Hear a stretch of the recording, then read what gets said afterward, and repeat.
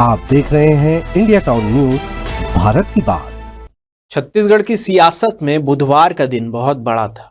मुख्यमंत्री विष्णुदेव साई की कैबिनेट बैठक में आखिर वो मंत्रिमंडल विस्तार हो ही गया, जिसका इंतजार लंबे समय से सभी को था। 3 नए चेहरों की ताजपोशी हुई। गजेंद्र यादव, खुशवंत साहेब और राजेश अग्रवाल ने मंत्री पद की शपथ ली। लेकिन कहानी यही खत्म नहीं होती। असली खेला तो इसके बाद शुरू हुआ, जब कांग्रेस ने आरोप लगाया कि तीनों मंत्री मुख्यमंत्री की पसंद से नहीं बल्कि अडानी, संघ और सौदेबाजी के दबाव में बनाए गए। नमस्कार, जय जोहार। आप देखना शुरू कर चुके हैं इंडिया टाउन न्यूज, भारत की बात, और मैं हूं आपके साथ सुधीर मिश्रा। चलिए बताते हैं पूरा मामला। को मार्गदर्शक मंडल में डाल देना, मैं समझता हूं कि कहीं न कहीं घोर उपेक्षा हुई है और इसका भारतीय जनता पार्टी और सरकार को भुगतना पड़ेगा। जी हां, बीजेपी ने एक ही झटके में ओबीसी, एससी और वैश्य समाज को साधने की कोशिश की है। दुर्ग से गजेंद्र यादव को लाकर ओबीसी समीकरण मजबूत किया गया है। आरंग से गुरु खुशवंत साहेब, जो कि एससी समाज से आते हैं, उन्हें मंत्री बनाकर दलित वोट बैंक साधने की कोशिश की गई। अंबिकापुर से राजेश अग्रवाल, जो कि वैश्य समाज से आते हैं, उन्हें मंत्री बनाकर इस वर्ग को साधा गया है। लेकिन राजनीतिक विश्लेषक मान रहे हैं कि इस ताजपोशी में भाजपा ने पुराने दिग्गजों को दरकिनार कर नई पीढ़ी को मौका दिया है और ये 2028 में होने वाले चुनाव की शुरुआती तैयारी। लेकिन इस मामले में ट्विस्ट क्या है, चलिए आपको बताते हैं। यहाँ तक तो सब ठीक था, लेकिन असली बवाल तब मचा जब ये खुलासा हुआ कि 3 में से 2 मंत्री, जी हाँ, 3 में से 2 मंत्री गुरु खुशवंत साहेब और राजेश अग्रवाल चुनाव से पहले ही कांग्रेस छोड़कर भाजपा में आए थे। यानी जो कभी बागी कहलाए वही अब सत्ता में मंत्री बन गए। और सीधे तौर पर कहें तो भाजपा ने 2 पूर्व कांग्रेसियों को उन पुराने भाजपाइयों के सर पर बैठा दिया है जिन्होंने दशकों तक भाजपा की सेवा की है। कांग्रेस ने इस मामले में हमला बोला है। दीपक बैज का बड़ा बयान सामने आया है। कांग्रेस प्रदेश अध्यक्ष दीपक बैज ने साफ कहा कि एक मंत्री अडानी की पसंद से बनाया गया, दूसरा संघ यानी कि आरएसएस के दबाव में, और तीसरा विधानसभा चुनाव के समय हुए सौदाबाजी का नतीजा है। दीपक बैज ने यह भी कहा है कि मुख्यमंत्री की पसंद का एक भी मंत्री नहीं बनाया गया है, सब कुछ ऊपर से तय हुआ है। यानी सीधा आरोप है कि मंत्रिमंडल में मुख्यमंत्री नहीं बल्कि दिल्ली और नागपुर की चली है। और 3 मंत्री बने हैं, तीनों को बहुत बहुत बधाई और शुभकामनाएं। किसे मंत्री बनाना है ये तो मुख्यमंत्री जी का विशेषाधिकार है, लेकिन छत्तीसगढ़ में ऐसा नहीं हुआ, क्योंकि जो तीनों मंत्री बने हैं वो मुख्यमंत्री के पसंद के नहीं है। नंबर 1 मंत्री अडानी के पसंद से बनाए गए हैं। नंबर 2 1 मंत्री संघ के पसंद से बनाए गए हैं। नंबर 3 1 मंत्री विधानसभा चुनाव के वक्त राजनीतिक सौदेबाजी के कारण उनको बनाए गए हैं। इस तरह से कुल मिलाकर मंत्रिमंडल के विस्तार में मुख्यमंत्री के पसंद का मंत्री अभी तक नहीं बने हैं। इस मामले पर भूपेश बघेल ने भी अपना तंज कसा है। उन्होंने इसे असंवैधानिक कदम बताया है। इस मामले में पूर्व मुख्यमंत्री भूपेश बघेल भी पीछे नहीं रहे। उन्होंने सवाल उठाया है कि 14 मंत्रियों का कैबिनेट बनाना असंवैधानिक है। क्या केंद्र से इसकी अनुमति मिली है, और अगर मिली है तो कब और कैसे? भूपेश ने बीजेपी पर तंज कसते हुए कहा है कि सत्ता की भूख में बीजेपी ने संविधान तक की परवाह नहीं की है। भारतीय जनता पार्टी सरकार और बहुत सारे राज्यों में मंत्रिमंडल का आकार बहुत बड़ा था। यहाँ तक कि मुझे याद है उत्तर प्रदेश में 98 मंत्री थे।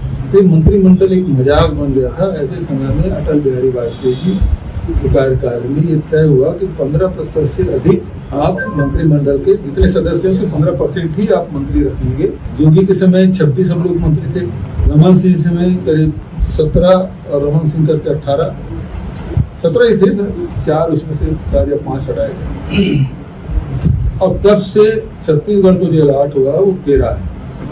जबकि 90 विधानसभा में हरियाणा जो भौगोलिक दृष्टि से बहुत छोटा है हमसे, लेकिन विधानसभा 90 है, उसके बावजूद उसको 14 दिया गया, लेकिन छत्तीसगढ़ को 13 अलॉट किया गया और पूरे रमन सिंह जी के कार्यकाल में वो संख्या 13 ही रही, उसमें वृद्धि नहीं की गई। हमारी सरकार आई तो सबसे पहले मैंने प्रधानमंत्री जी को पत्र लिखा कि क्योंकि छत्तीसगढ़ भौगोलिक दृष्टिकोण से 9वां बड़ा राज्य है और इसलिए मंत्रिमंडल के सदस्यों के पास बहुत सारे विभाग होते हैं, दौरा करने में, समीक्षा करने में, कार्य करने में परेशानी होती है, इसलिए एक सदस्य और बढ़ाया गया है।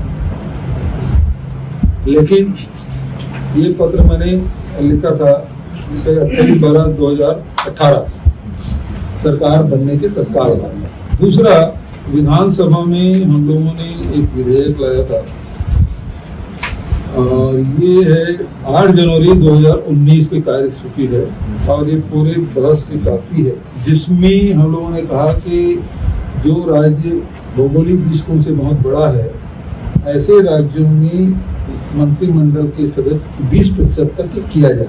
ये प्रस्ताव विधानसभा में हम लोगों ने रखा और भारतीय जनता पार्टी के सदस्यों ने इसका बहिर्गमन किया। बहस में भाग तो लिया, लेकिन बहस में भाग लेने के बाद वो सदन छोड़ के चले गए और उसके बाद बहुमत से पारित हुआ। ये चर्चा है विधानसभा, भारत सरकार को भेज दिया गया, लेकिन उसकी अनुमति नहीं आई, नहीं मेरे पत्र का कोई जवाब, न इस बिल का कोई उत्तर, दोनों का नहीं हुआ।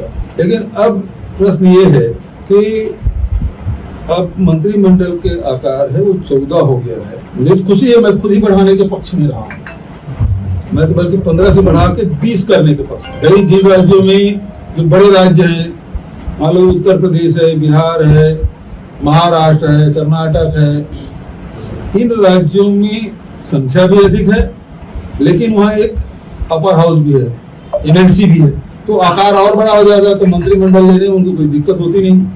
लेकिन छत्तीसगढ़ से जैसे राज्य में विधान परिषद जहाँ नहीं है, वहाँ सबको प्रतिनिधित्व देना और कार्य करने में परेशानी होती है, इसलिए यह आकार बढ़ाने की बात मैंने की। अब सवाल ये उठता है कि अभी 14 मंत्री हो गए, जो 13 थे, ये भारत सरकार से अनुमति कब मिलेगी? मिल गई मुझे खुशी होगी, बल्कि मैं इस पक्ष में हूँ कि 20% होना चाहिए, 15% बढ़ा दो। लेकिन यदि भारत सरकार से अनुमति मिल गई है, उसे गजट नोटिफिकेशन होना चाहिए कि कब हुआ, और बिना गजट नोटिफिकेशन के ये संख्या में वृद्धि कैसे हो गई, और नहीं है तो फिर ये पूरा मंत्रिमंडल अवैधानिक है। आप जो भारत सरकार ने हमको अनुमति दी है, उससे बाहर जाकर आप काम नहीं कर सकते। यदि अनुमति है तो बहुत अच्छी बात है, वो सबको पब्लिक डोमेन में आना चाहिए, मीडिया में आना चाहिए, और नहीं तो ये गलत परंपरा की शुरुआत होगी और ये गलत है, ये मैं कहना चाहता हूँ। है तो बहुत अच्छी बात है, और वो भारत सरकार की अनुमति के पत्र सबके सामने आ जाना चाहिए ताकि आगे भी ये चलता रहे, और नहीं हुआ है तो फिर राज्यपाल ने और मुख्यमंत्री ने दोनों ने इसे वैधानिकृत किया है। चलिए आपको बताते हैं किसे कौन सा विभाग मिला है। सबसे पहले बात करते हैं दुर्ग विधायक गजेंद्र यादव को स्कूली शिक्षा, ग्रामोद्योग और विद्यायी कार्य। वहीं बात करते हैं खुशवंत साहेब को कौशल विकास, तकनीकी शिक्षा और एससी विकास। और अब बात करते हैं राजेश अग्रवाल, जिनको मिला है पर्यटन, संस्कृति और धार्मिक न्यास। वहीं आबकारी विभाग, जो पहले मुख्यमंत्री साय के पास था, अब लखन लाल देवांगन को सौंप दिया गया। चलिए बात करते हैं कांग्रेसी बयानबाजी के बीच बीजेपी के पलटवार की। बीजेपी नेताओं का कहना है कि यह कांग्रेस की हताशा है, क्योंकि जनता ने चुनाव में कांग्रेस को पूरी तरह नकार दिया। अब जब मंत्रिमंडल में सामाजिक संतुलन साधा गया है, तो कांग्रेस इसे बाहरी दबाव और सौदेबाजी बता रही है। बीजेपी का दावा है कि यही मंत्री आने वाले समय में पार्टी के लिए गेम चेंजर साबित हो सकते हैं। पॉलिटिकल एक्सपर्ट्स के विश्लेषण की माने तो गजेंद्र यादव को मंत्री बनाकर बीजेपी ने ओबीसी और बिहार कनेक्शन दोनों को साधा है। गुरु खुशवंत साहेब को मंत्री बनाकर बीजेपी ने दलित समाज में पैठ बनाने की कोशिश की है और राजेश अग्रवाल को मंत्री बनाकर वैश्य समाज का प्रतिनिधित्व फिर से बहाल किया गया, जो कि बृजमोहन अग्रवाल के हटने के बाद से गायब था। लेकिन इस फैसले से नाराजगी भी कम नहीं है। बीजेपी के भीतर ही कई पुराने दिग्गजों को कैबिनेट से बाहर रख दिया गया, यानी यह मास्टर स्ट्रोक आगे चलकर बैकफायर भी कर सकता है। तो छत्तीसगढ़ की सियासत में बुधवार को 3 नए चेहरों की ताजपोशी हुई, लेकिन इसके साथ ही विवाद और आरोपों का तूफान भी उठ खड़ा हुआ।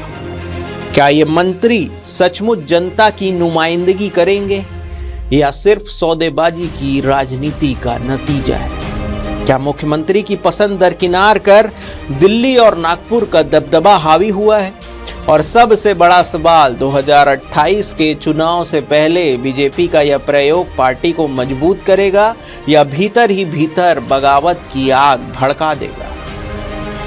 फिलहाल मंत्रिमंडल के विस्तार के बाद छत्तीसगढ़ की राजनीति और भी दिलचस्प हो गई है। देश प्रदेश की तमाम खबरों से अपडेट रहने के लिए देखते रहिए इंडिया टाउन न्यूज़, भारत की बात। जय हिंद।